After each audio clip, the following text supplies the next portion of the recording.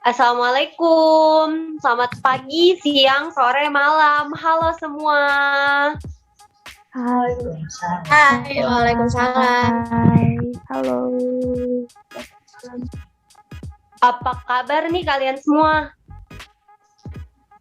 Alhamdulillah baik. Baik. Alhamdulillah. Kalau yang nonton, gimana nih kabarnya? Aku harap kalian juga sehat selalu ya, terutama di masa pandemi ini. Semoga kalian semua yang mendengarkan podcast kami kali ini dalam keadaan sehat selalu. Amin. Jangan lupa untuk jaga kesehatan selalu ya, guys. Serta cuci tangannya dan jaga jarak dimanapun kita berada. Oh iya, ada peribahasa katanya tak kenal maka tak sayang nih. Kita perkenalkan diri dulu kali ya, biar yang nonton juga pada tahu. Yuk, kenalan yuk. Oke, aku mulai ya. Halo semua, nama aku Sabita Dia. Nah, di sini aku sebagai moderator. Hai semua, aku Putri Nisha. Hai semua, aku Anissa Zahra. Hai, aku Erlina. Halo, aku Elin. Udah pada kenal semua kan sama kami di sini. Oke, sekarang berarti saatnya nih kita berbagi cerita bareng kalian. Tentunya masih di podcast kesayangan kita. Hati Talk. Yeay. Oke deh, biar gak berlama-lama lagi nih, kita bakal bahas topik yang menarik loh guys. Kira-kira apa nih topiknya? Nah, topik yang akan kita bahas kali ini tentunya kita bahas topik yang lebih dalam, yaitu mengenai anxiety atau kecemasan terhadap sesuatu. Kalian pasti gak asing lagi kan sama kecemasan. Tema yang akan kita bawakan kali ini yaitu Life is worth living and tomorrow will be strong. Wah, keren banget gak sih temanya? Gak usah lama-lama lagi, yuk langsung aja kita masuk ke pembahasan podcast kita. Let's go!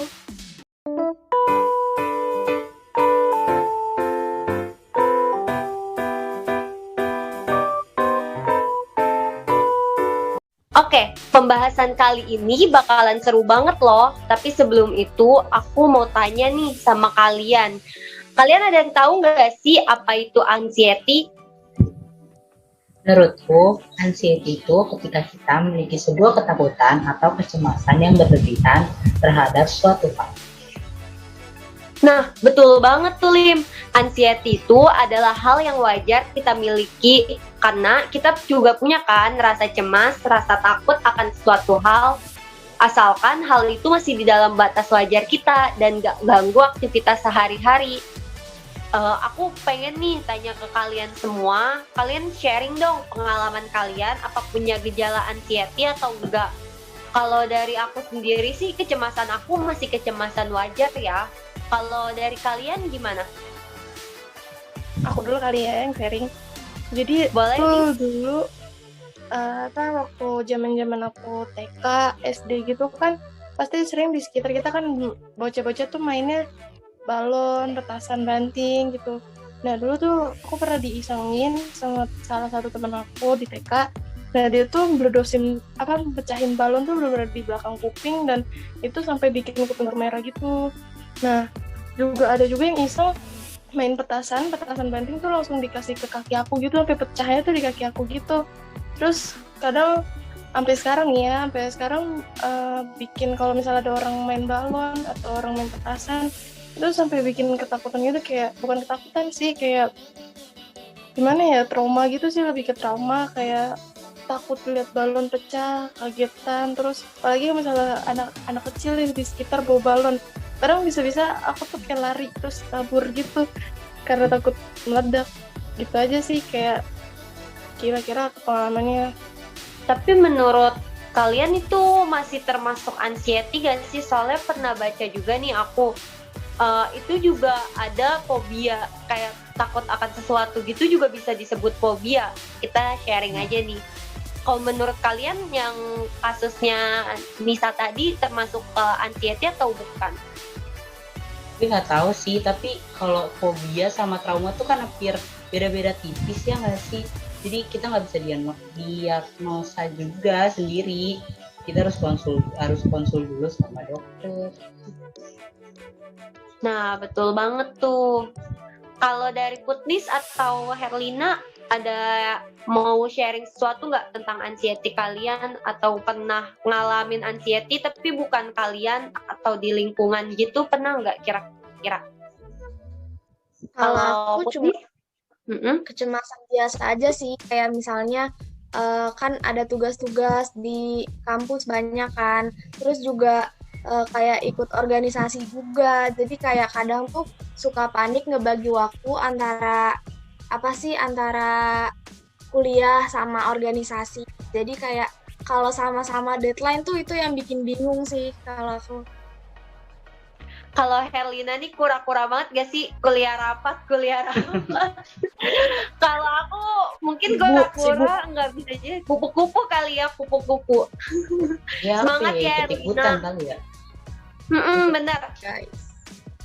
Mungkin saran dari aku biar mengurangi rasa kecemasan kamu, kalau misalnya bentrok gitu, mungkin kamu bikin notes kali ya, Herlina, di HP ataupun di kertas kecil gitu, apa-apa aja yang mau dikerjain. Jadi itu bisa ngurangin sedikit sih kecemasan kamu. Ya kayak bikin Semangat schedule terus. gitu gak sih? Bikin schedule. Iya, gitu bener jadinya. banget. Jadi udah keatur ya apa-apa aja yang mau dilaksanain, jadi enak.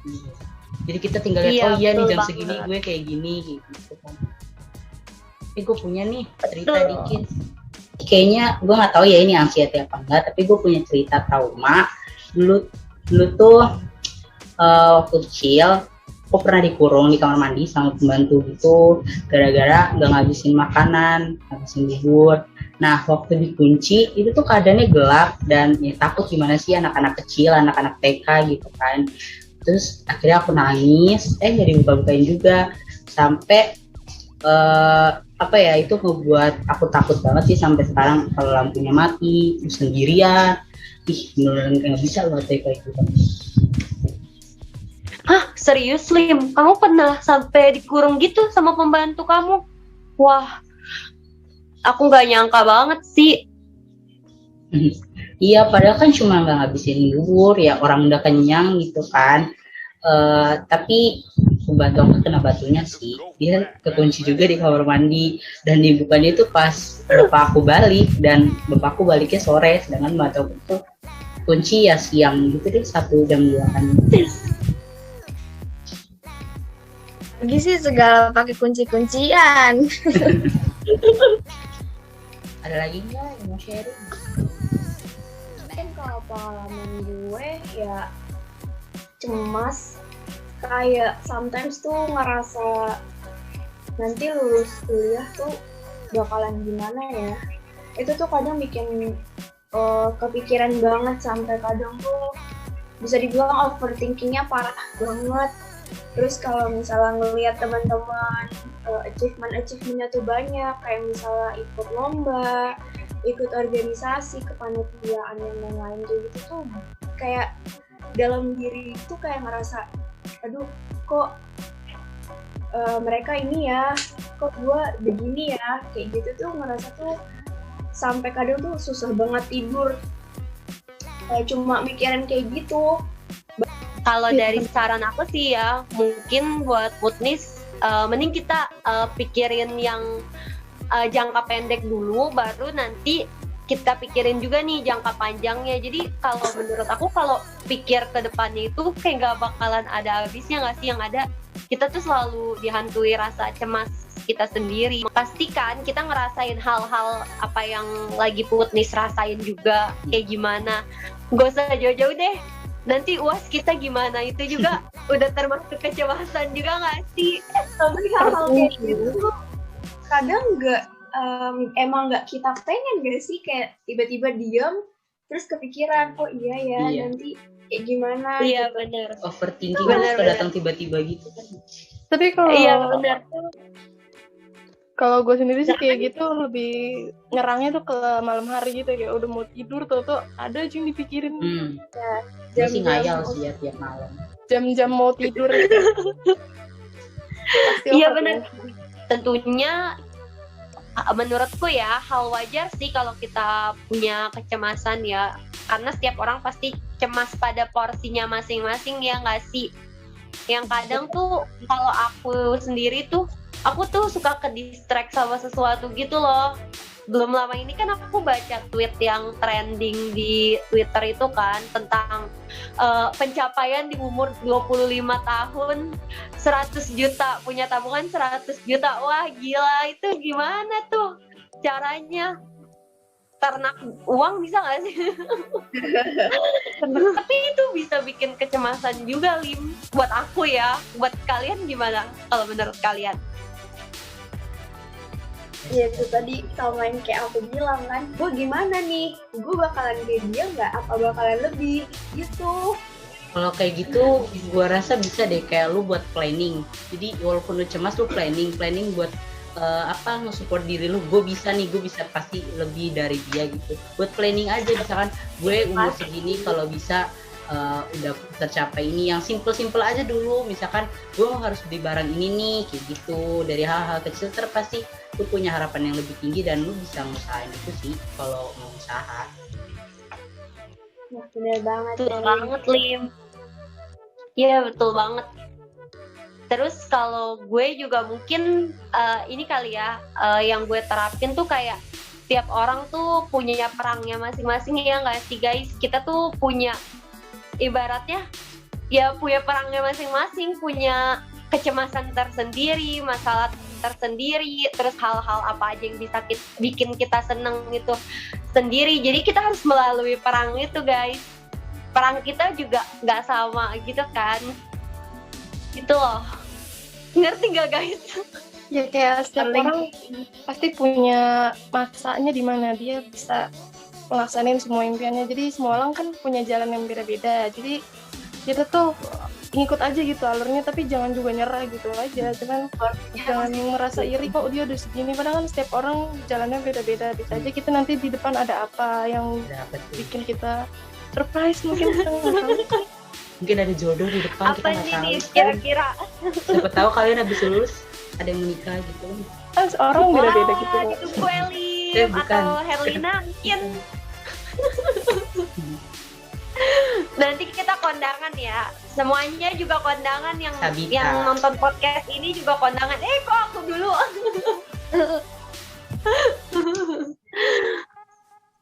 Nah, jadi kesimpulan buat podcast kali ini, gangguan kecemasan itu bisa diobati loh teman-teman, tentunya ke orang-orang yang sudah berpengalaman di bidangnya kayak psikolog, psikiater, atau yang lainnya.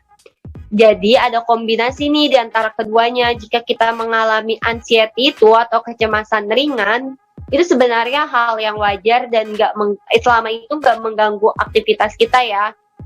Kalau misalnya udah sampai merasa mengganggu dan kita menyadari bahwa anxiety ini nggak nyaman loh buat kegiatan kita sehari-hari, kita perlu kok melakukan pengobatan daripada itu dibiarkan dan nantinya berbahaya buat diri kita sendiri. Kita bakal mengalami depresi, rasa ingin mengakhiri hidup, atau juga ada loh yang sampai menggunakan obat-obatan terlarang atau minuman beralkohol. Jangan sampai ya teman-teman. Oh iya, aku mau ngingetin nih, kita nggak boleh self-diagnose atau mendiagnosa sendiri kalau kita itu memiliki gangguan kecemasan atau gangguan kesehatan mental lainnya. Karena lebih baik jika langsung konsultasi pada ahlinya, agar kita tuh tahu bahwa sebenarnya tuh kita kenapa, dan juga supaya dapat penanganan yang tepat. Karena masing-masing penderita mengalami gejala yang berbeda, perlu dilakukannya pemeriksaan lebih lanjut oleh psikolog atau psikiater. Meskipun kecemasan biasanya tidak hilang, kita dapat belajar mengelolanya dan menjalani hidup yang bahagia dan sehat. Benar banget, aku setuju. Oke, bener banget. Setuju kan kalian? Setuju dong pastinya. Setuju banget pasti. Setuju, yeay. Gak kerasa banget ya podcast kali ini udah ada di penghujung podcast kita nih. Ternyata banyak banget loh yang kita bahas, menambah juga pengetahuan buat aku sama teman-temanku, juga buat para pendengar kita. Tentunya aku berharap nih, kita juga berharap semoga podcast kali ini menambah pengetahuan dan wawasan serta pengalaman kalian. Oke deh, tanpa berlama-lama lagi, aku akhiri aja untuk podcast hari ini. Sekian yang bisa kita sharing ke kalian, dan kita juga mohon maaf nih ke kalian bila ada kesalahan atau kekurangan.